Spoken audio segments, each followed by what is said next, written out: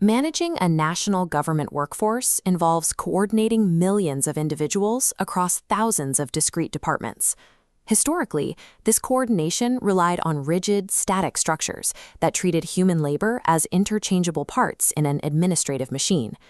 The traditional transactional approach to human resources focuses heavily on regulatory compliance and fixed job descriptions.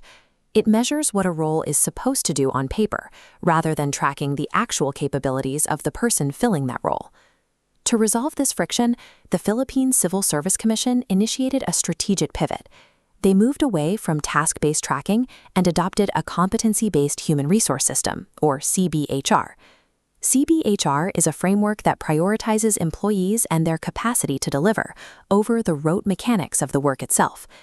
Redefining human value in terms of measurable capacities provides a viable path to modernize a massive organization.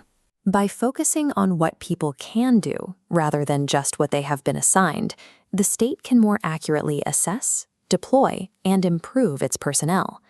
The foundational tool for executing this systemic overhaul is the Generic Competency Dictionary, or GCD. This framework was developed with the strategic support of the Australian government through the Philippines-Australia Human Resource and Organizational Development Facility. PARODOF is an initiative designed to build targeted capacities and competencies to support institutional change. The dictionary serves as a primary resource for PRIME HRM. This stands for the Program to Institutionalize Meritocracy and Excellence in Human Resource Management, a mechanism designed to elevate public sector HR systems to global standards. Achieving this level of institutional excellence requires a unified, government-wide language. By abandoning isolated, agency-specific metrics, the bureaucracy can define human capability through a single standardized framework. To build this unified language, the system first needs a standard base unit. We have to define exactly what constitutes a competency within this rigorous framework. In this model, a competency is defined as a specific cluster of knowledge, skills, and attitudes, often abbreviated as KSA, that affects a major role or responsibility of a job. For this KSA cluster to be valid, it must meet two mandatory criteria. First, it must strictly correlate with on-the-job performance, and it must be objectively measurable against well-accepted standards. Second, the specific cluster of behaviors must be improvable. An organization must be able to develop and enhance this competency through dedicated training and development. If a behavior or trait cannot be objectively measured against a baseline or improved through targeted development, it cannot be quantified. Therefore, it cannot serve as a reliable data point for a strategic HR system. Across an entire government, there are millions of individual KSA clusters. To function at scale, these units must be organized into a strict taxonomy. The first structural pillar in this taxonomy consists of core competencies. These are foundational behaviors tied directly to the organization's specific mission, vision, and values.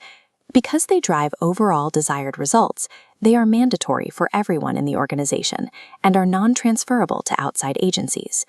The second pillar contains leadership competencies. These specific knowledge and skill clusters are required for individuals who manage staff, supervise operations, or drive team-based outcomes. The third pillar is built from functional competencies. Functional competencies represent specialized technical knowledge and abilities required to perform specific procedures. Unlike core behaviors, these technical skills can be transferred across different organizations if the new job role requires a similar technical background. A modern employee profile is treated as a precise equation. It combines mandatory organizational values, situational management capabilities, and highly specific, transferable technical skills. Defining these competencies creates a new structural problem. How does an organization objectively measure the difference between a novice and an expert who possess the exact same functional competency? The dictionary solves this by implementing a standardized 4-level proficiency scale: basic, intermediate, advanced, and superior, referred to by the acronym BIAS. This scale operates on a rule of cumulative progression.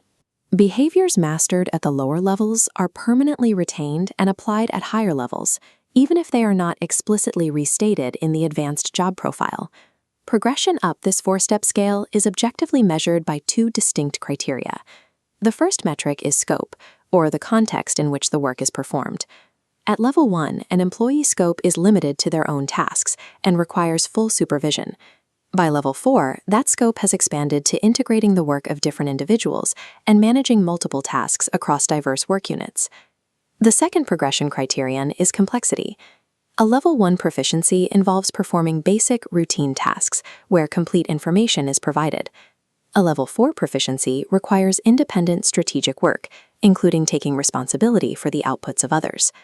Under this framework, time and service is no longer the primary metric for advancement. Promotion is instead dictated by these measurable expansions in an employee's scope of influence and the objective complexity of their problem solving. With a standardized taxonomy and measurable proficiency scales in place, the dictionary moves from a theoretical architecture to practical application in public sector operations. During recruitment, a hiring manager uses these precise proficiency scales to conduct targeted interviews. They assess an applicant's exact KSA level and match it directly to the specific requirements of an open position. Similarly, training designers utilize the dictionary to conduct highly accurate learning needs analyses.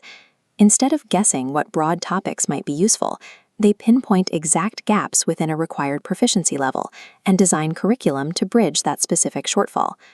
By applying these standardized metrics to everyday processes, the generic competency dictionary recalibrates human resources. It moves beyond administrative record-keeping to provide a functional mechanism for organizational engineering. The rigorous standardization of competencies, behavioral taxonomies, and cumulative proficiency levels all directly power the overarching Prime HRM initiative. While the immediate outcome is a streamlined civil service, the ultimate beneficiary of this internal HR transformation is the Filipino public, who receive more efficient, transparent, and capable governance. True bureaucratic reform does not begin with simply drafting new laws. It begins at the base unit, by systematically measuring, mapping, and elevating the capability of the individual civil servant.